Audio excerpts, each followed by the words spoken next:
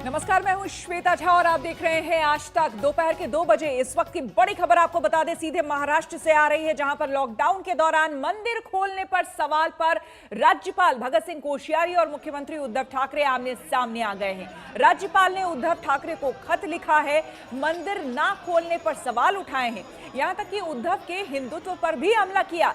उधर उद्धव ठाकरे ने फौरन इसका जवाब दिया, ये कहा कि हिंदुत्व पर राज्यपाल से सर्टिफिकेट की जरूरत नहीं है। बीजेपी समर्थकों ने दूसरी तरफ सिद्धि विनायक मंदिर पर प्रदर्शन किया। सिद्धि विनायक मंदिर के सामने सांकेतिक तौर पर यहां पर प्रदर्शन किया। पुणे की तस्वीरें भी दिखा रहे हैं और ये देखिए, सिद्धि विनायक मंदिर के ठीक सामने प्रदर्शनकारी बीजेपी कार्यकर्ता यहां पर पहुंचे और बाकायदा एक हाथ में इन्होंने गणपति की मूर्ति ले रखी थी, दूसरे हाथ में थाली, और बीच सड़क पर बाकायदा गणपति बप्पा मोरया के गूंज के साथ बाकायदा यहां पर आरती की गई।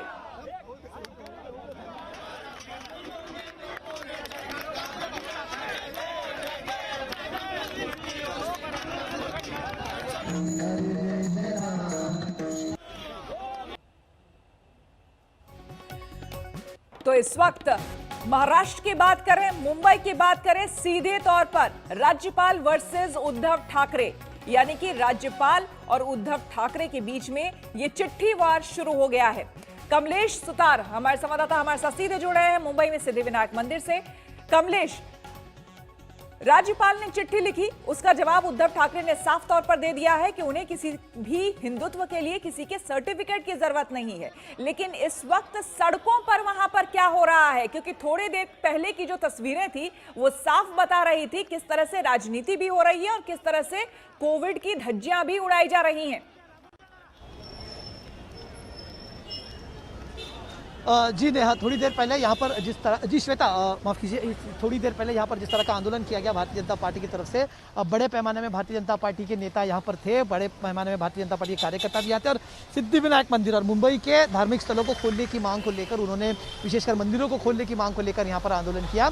सिर्फ यहाँ पर ही नहीं, पुणे में, शिरडी में, अलग अलग जगहों पर इसी तरह का आंदोलन महाराष्ट्र में किया गया और पिछले कई दिनों से लगातार इस मांग को लेकर दबाव बढ़ाया जा रहा है सरकार पर कि सरकार इन चीज़ों को खोले, मंदिरों को खोले। कुछ ही दिनों पहले पूर्व मुख्यमंत्री देवेंद्र फडणवीस ने भी भाजपा के कार्यकर्ताओं के सम्मेलन में कहा था कि ये सरकार बार खोल सकती तो मंदिर क्यों नहीं, और इसी बात को लेकर राजनीति तेज होगी। लेकिन एक तरफ जहां सड़कों पर इस तरह की राजनीति की जा रही थी, वहीं दूसरी तरफ राज्यपाल भगत सिंह कोश्यारी ने भी एक चिट्ठी लिखकर मुख्यमंत्री को कहा कि क्या मंदिर न खोलना आपका हिंदुत्व है, क्या आप अपने आप को राम भक्त कहते हैं, ये भूल चुके हैं। इन सब चीजों को लेकर राज्यपाल ने उद्धव ठाकरे को मंदिरों को ना खोलने को लेकर सवाल उठाया। तुरंत इसका जवाब उद्धव ठाकरे की तरफ से आया। उद्धव ठाकरे ने कहा कि ये उनके हिंदुत्व में नहीं बैठता है, वो हिंदुत्ववादी है और उनको किसी के सर्टिफिकेट की जरूरत नहीं है कि वो हिंदुत्ववादी है या नहीं। और साथ ही साथ ये भी तंज कस दिया कि उनके हिंदुत्व की व्याख्या में ये भी नहीं बैठता कि कोई मुंबई को, महाराष्ट्र की राजधानी को कोई पाकिस्तान ऑक्यूपाइड कश्मीर कहे और उनका आवभगत किया जाए, उनके लिए रेड कार्पेट दिया जाए, ये भी उनके हिंदुत्व में बैठता नहीं। और साथ ही साथ उन्होंने राज्यपाल को कॉन्स्टिट्यूशन की, संविधान की भी याद दिलाई और सेक्युलरिज्म की भी याद दिलाई। तो ये मामला सिर्फ सड़कों पर ही नहीं, एक सियासी तूल भी पकड़ता हुआ नजर आ रहा है। राज्यपाल बना मुख्यमंत्री, जो कि हालांकि महाराष्ट्र में पहली बार देखने को नहीं मिला, इससे पहले भी कई बार मुख्यमंत्री और राज्यपाल के बीच में इस तरह की अनबन दिखाई दी थी। लेकिन इस बार चूंकि सीधा सवाल मंदिर खोलने को लेकर उठाया था, उद्धव ठाकरे ने भी इसे दो टूक जवाब दे दिया। और साथ ही साथ जब हिंदुत्व पर सवाल उठता है तो उद्धव ठाकरे, जो जिन्होंने इसके पहले कभी इतनी आक्रामक भूमिका नहीं ली थी, एक आक्रामक पत्र मुख्यमंत्री के तौर पर उन्होंने लिखा और जवाब दे दिया कि हिंदुत्व क्या होता है। तो ये लड़ाई अब एक राजनीतिक तूल पकड़ती हुई नजर आ रही है, न सिर्फ सियासी राजभवन और मुख्यमंत्री के बीच में नहीं, बल्कि सड़कों पर भी इस राजनीति को तूल दी जा रही है। बिल्कुल कमलेश, और कहीं ना कहीं देखिए सवाल तो उठेगा, क्योंकि जिस संवैधानिक पद पर खुद राज्यपाल विराजमान है, वहां उनका भी देखना यह कर्तव्य है कि महाराष्ट्र एक ऐसा स्टेट रहा है जहां पर शुरू से ही, जब से कोविड-19 की खबर सामने आई है, सबसे ज्यादा केसेस महाराष्ट्र से आए हैं। ऐसे में उनकी तरफ से अटैक करना उद्धव सरकार को और मंदिर खोलने के लिए ये तमाम बातें करना, तो सवाल उठने जाहिर है।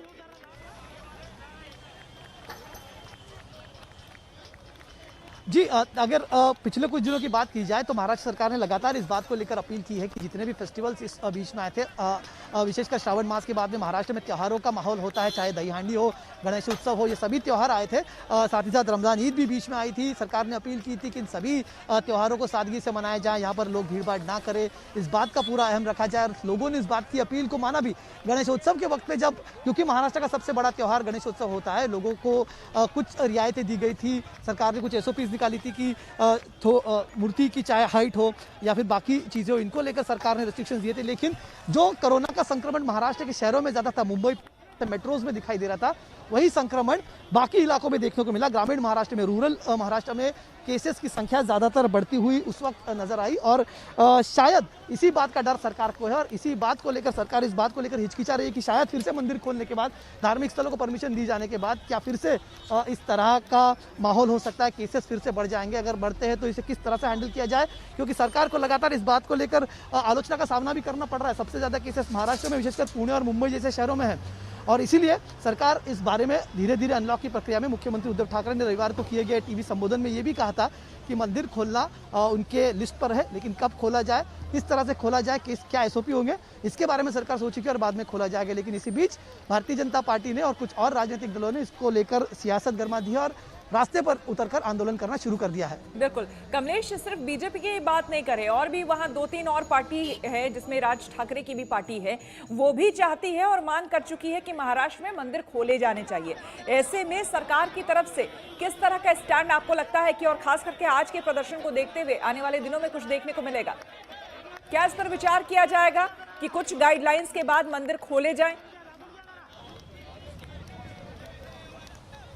जी देखिए, सरकार ने पहले, जैसा मैंने जिक्र किया थोड़ी देर पहले, कि रविवार को जो मुख्यमंत्री उद्धव ठाकरे का ऑनलाइन एड्रेस था महाराष्ट्र की जनता को लेकर, तो उसमें उन्होंने कहा था कि इसके बारे में SOPs, हर चीज़ के बारे में सरकार SOPs सोच रही है। क्या SOPs रहेंगे, किस तरह से मंदिर खोला जाएगा, इसके बारे में सरकार सोच रही है। लेकिन किस तरह से खोला जाए, ये SOPs हर चीज़ के लिए बनाए गए थे। राज्य ने कहा था कि सबसे पहले जिस तरह का आर्थिक चक्र राज्य का होता है, आर्थिक चक्र खोलने को लेकर क्या SOPs होने चाहिए, उसको लेकर राज्य सरकार ने ये शुरू किया था। लेकिन अब अगर ये जैसा आपने जिक्र किया कि MNS की डिमांड है, राज ठाकरे की पार्टी की डिमांड है कि मंदिर खोले जाने चाहिए, उनकी तो ये भी डिमांड है कि लोकल ट्रेन शुरू कर देनी चाहिए। लेकिन मुंबई का जहाँ तक सवाल है, अगर भीड़ को काबू में नहीं किया जाए तो सोशल डिस्टेंसिंग जैसी चीज़ हो या फिर बाकी जो नॉर्म्स है, अगर उनका पालन नहीं किया गया तो केसेस बढ़ सकते हैं।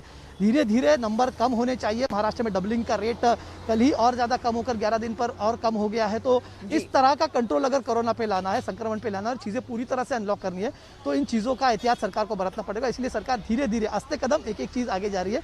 और इसीलिए सरकारी अधिकारी जिनसे हमारी बात लगातार होती रहती है, उनका ये भी कहना है कि हर एक चीज़ बिना SOPs के खोली नहीं जा रही। इसके बारे में भी सरकार जल्द ही निर्णय लेगी। लेकिन जब सिचुएशन कंड्यूसिव होगा, जब ऐसा माहौल होगा कि शायद मंदिर खोलने से भीड़ को काबू में लाया जा सकता है या फिर उस पर कुछ कंट्रोल लाया जा सकता है, लिमिटेड वक्त में खोले जा सकते हैं, सोशल डिस्टेंसिंग का पालन जहाँ पर किया जा सकता है, अगर ऐसी चीज़ों का SOP सरकार बनाती है, ऐसे पर निर्णय लिया जाएगा कि सिर्फ मंदिर ही नहीं, बाकी धार्मिक स्थलों को भी लोगों के लिए खुला कर दिया जाएगा। बिल्कुल। और फिलहाल के जो रूल रेगुलेशन है उसके मुताबिक अभी लेटेस्ट जो आंकड़े आ रहे थे उसमें पुणे के लिए खास करके बताया जा रहा था कि वहां भी आंकड़े काफी कम हो गए हैं, कोरोना के केसेस वहां पर कम सामने आए हैं। ऐसे में आज पूरे दिन मंदिर को लेकर क्या पॉलिटिक्स, क्या राजनीति सड़कों पर रही, देखिए।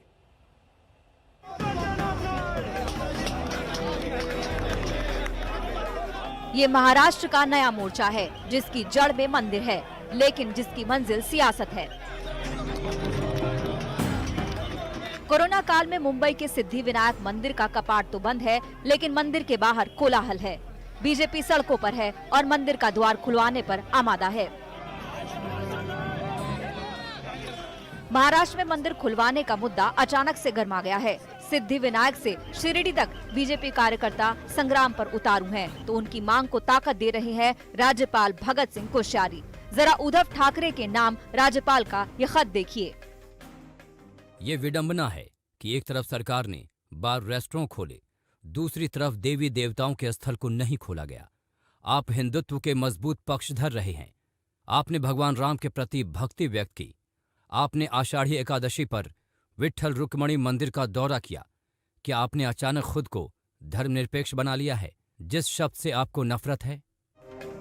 खत खुलकर बता रहा है कि बहाना मंदिर खुलवाना है, लेकिन असली निशाना कहाँ है। राज्यपाल कोश्यारी ने उद्धव के हिंदुत्व पर चोट की, तो थोड़ी ही देर बाद उद्धव का भी जवाब आ गया। जवाबी चिट्ठी में उद्धव ने लिखा, मुझे अपना हिंदुत्व साबित करने के लिए आपके सर्टिफिकेट की जरूरत नहीं। मुंबई को पीओके बताने वाली का स्वागत करने वाले हिंदुत्व के मेरे पैमाने पर खरे नहीं उतरते। सिर्फ धार्मिक संस्थानों को खोल देना हिंदुत्व नहीं है। आप समझ ही गए होंगे कि उद्धव ठाकरे का निशाना किस तरफ है। मुंबई को पीओके बताने वाली जुबान किसकी थी? जी हाँ, सीधे निशाने पर है कंगना, जो उद्धव से जंग में कोश्यारी से मिली थी। आज उद्धव ने उस मुलाकात पर हमला बोल दिया, लेकिन राज्यपाल और मुख्यमंत्री की ये खतो किताब बता रहा है कि रिश्ते और राजनीति किस हद तक पहुंच चुके हैं। मुंबई से कमलेश सुतार और साहिल जोशी के साथ आज तक ब्यूरो। नमस्कार, मैं हूं अंजना ओम कश्यप। हमें उम्मीद है ये वीडियो आपको पसंद आया होगा। लेटेस्ट खबरों के लिए यूं ही देखते रहिए आज तक, और इस वीडियो के पसंद आने पर लाइक, शेयर एंड सब्सक्राइब करना ना भूलें।